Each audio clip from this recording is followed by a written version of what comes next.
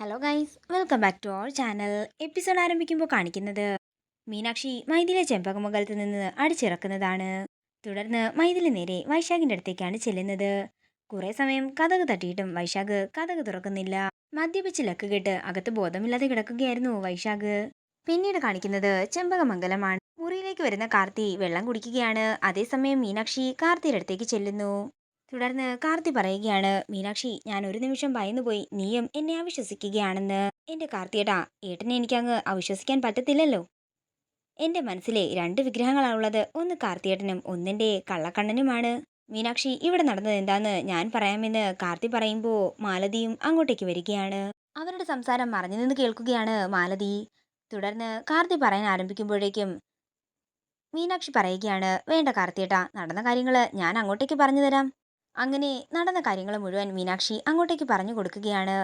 എനിക്കറിയാം കാർത്തിയേട്ടൻ എങ്ങനെയുള്ള ആളാണെന്ന്. അതിന് മൈഥിലിയുടെ ഗുഡ് സർട്ടിഫിക്കറ്റിന്റെ ആവശ്യമൊന്നും എനിക്കില്ല. പിന്നീട് കാണിക്കുന്നത് മൈഥിലിയാണ്. മൈഥിലി ഏറെ നേരം കതക് തട്ടി കഴിയുമ്പോഴേക്കും വൈശാഖ് അങ്ങോട്ടേക്ക് ചെല്ലുന്നു. നീ എന്താ ഈ സമയത്ത് ഇവിടെയെന്ന് വൈശാഖ് ചോദിക്കുമ്പോൾ എന്നെ ചെമ്പകമംഗലത്ത് നിന്ന് അടിച്ചിറക്കി വിട്ടെന്ന് മൈഥിലി പറയുന്നു. എന്താ എന്താ കാര്യം, എനിക്ക് എന്താ കാര്യമെന്ന് തെളിച്ചു തന്നെ അറിയണമെന്ന് വൈശാഖ് പറയുമ്പോൾ നടന്ന കാര്യങ്ങളെല്ലാം മൈഥിലി പറയുന്നു. ഇത് കേൾക്കുന്ന വൈശാഖ് ദേഷ്യത്തോടെ ചോദിക്കുകയാണ്, നിന്നെ ഞാൻ എന്തിനാ അങ്ങോട്ടേക്ക് അയച്ചത്? അത് പിന്നെ ഉടവാളെടുക്കാനായി. ഉടവാളെടുക്കാനല്ലേ നിന്നോട് പറഞ്ഞത്, അല്ലാതെ ആ കാർത്തിയെ വശത്താക്കാനൊന്നുമല്ലല്ലോ ഞാൻ നിന്നെ പറഞ്ഞു വിട്ടത്. പിന്നെ നീ എന്തിനാ ഇങ്ങനെയൊക്കെ കാണിക്കാൻ പോയത്? അത് പിന്നെ നമുക്ക് എന്തെങ്കിലും ഉപകാരമായല്ലോ എന്ന് കരുതിയിട്ടാ വൈശാഖയെന്ന് മൈഥിലി പറയുമ്പോൾ മൈഥിലിയെ പിടിച്ച് മുറ്റത്തേക്ക് തള്ളുകയാണ് വൈശാഖ്. നിന്നെ എന്തിനാണോ വിട്ടത് അത് കഴിഞ്ഞിട്ട് നീ ഇങ്ങോട്ടേക്ക് വന്നാൽ മതി. അല്ലാതെ നിന്നെ എനിക്ക് ആവശ്യമില്ല. നിന്നെക്കാൾ നല്ല പെണ്ണിനെ കെട്ടി നന്നായി തന്നെ ജീവിക്കാനേ എനിക്കറിയാം. അതുകൊണ്ട് മര്യാദയ്ക്ക് ഉടവാളെടുത്തുകൊണ്ട് വരാൻ നോക്ക്. അല്ലാതെ മേലാൽ ഈ പടി നീ ചവിട്ടരുതെന്ന് പറഞ്ഞ് വൈശാഖ് ദേഷ്യത്തോടെ അകത്തേക്ക് കയറി കഥ കടക്കുകയാണ്. വൈശാഖിന്റെ ഈ പ്രവൃത്തി കാരണം വിഷമത്തോടെ പൊട്ടിക്കരഞ്ഞുകൊണ്ടിരിക്കുകയാണ് മൈഥിലി. പിന്നീട് കാണിക്കുന്നത് ചെമ്പകമംഗലമാണ്.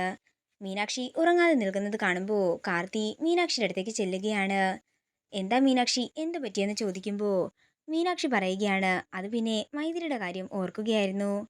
ഇനി എന്തിനാ അവളുടെ കാര്യം ഓർക്കുന്നത്? അവൾ ഇവിടുന്ന് നമ്മൾ ഇറക്കി വിട്ടില്ലേ എന്ന് കാർത്തി പറയുമ്പോൾ മീനാക്ഷി പറയുകയാണ്, എന്റെ കാർത്തിയേട്ടാ, കാർത്തിയേട്ടൻ ഇത്രയ്ക്കും ശുദ്ധഗതിക്കാരനായി പോയല്ലോ. അവൾ അങ്ങനെയൊന്നും പോകില്ല. അവൾ എന്താണെങ്കിലും തിരിച്ചു വരും.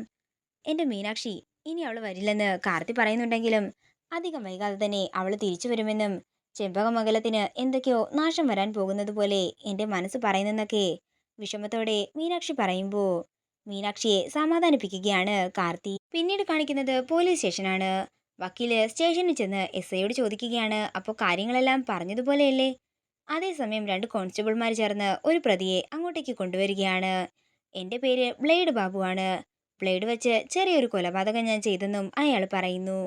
അങ്ങനെ അയാളെ ജയറാമിന്റെ സെല്ലിലേക്ക് മാറ്റുകയാണ്. പിന്നീട് കാണിക്കുന്നത് ഇന്ദ്രജയാണ്. മാധുരിയുടെ ഫോട്ടോയിലേക്ക് നോക്കി ഇന്ദ്രജ പറയുകയാണ്, ഇന്നാണ് എന്റെ പ്രതികാരം അവസാനിക്കുന്ന ദിവസം. ഇന്നത്തോടെ ആ ജയറാമിന്റെ കഥ ഞാൻ തീർക്കും. എന്നിട്ട് വേണം എനിക്ക് നിന്റെ മോളുമായിട്ട് സന്തോഷത്തോടെ ജീവിക്കാനെന്നും മാധുരിയുടെ ഫോട്ടോയിലേക്ക് നോക്കി ഇന്ദ്രജ പറയുന്നു. നേരം പുലർച്ചെയാകുന്നു. പിന്നീട് കാണിക്കുന്നത് ചെമ്പകമംഗലമാണ്. എല്ലാവർക്കും ചായ കൊടുക്കുകയാണ് നന്ദിനി. മീനാക്ഷി കൊച്ചെ പുറത്തുനിന്ന് പത്രം എടുത്തുകൊണ്ടുവരാൻ കൈമള് പറയുമ്പോൾ പുറത്തേക്ക് ഇറങ്ങുന്ന മീനാക്ഷി അവിടെ ഇരുന്ന് ഉറങ്ങുന്ന മൈഥിലിയെ കണ്ട് ഞെട്ടലോടെ നിൽക്കുകയാണ്. തുടർന്ന് മീനാക്ഷി എല്ലാവരെയും പുറത്തേക്ക് വിളിക്കുന്നു. നീ എന്തിനാ ഇങ്ങോട്ടേക്ക് വന്നതെന്ന് ചോദിക്കുമ്പോൾ ഞാൻ ഇവിടെ എൻ്റെ ഒരു സാധനം വെച്ച് മറന്നെന്നും അതെടുക്കാൻ വന്നതാണെന്നും മൈഥിലി പറയുന്നു. എന്താണെന്ന് വെച്ചാൽ എടുത്തുകൊണ്ട് പോകാനായി രാജലക്ഷ്മിയമ്മ പറയുമ്പോൾ നേരെ അകത്തേക്ക് പോയതിനു ശേഷം വൈകമോളെ എടുത്തുകൊണ്ട് പുറത്തേക്ക് വരികയാണ് മൈഥിലി. ഈ കാഴ്ച കണ്ട് എല്ലാവരും ഞെട്ടലോടെ നിൽക്കുന്നത് കാണിച്ചുകൊണ്ട് ഇന്നത്തെ എപ്പിസോഡ് ഇവിടെ തീരുകയാണ്. വീഡിയോ ഇഷ്ടമായെങ്കിൽ മറക്കാതെ ലൈക്ക് ചെയ്യുക, ഷെയർ ചെയ്യുക, കമൻറ്റ് ചെയ്യുക. കൂടുതൽ സീരിയൽ അപ്ഡേറ്റ്സിനായി മറക്കാതെ സബ്സ്ക്രൈബ് ചെയ്യുക.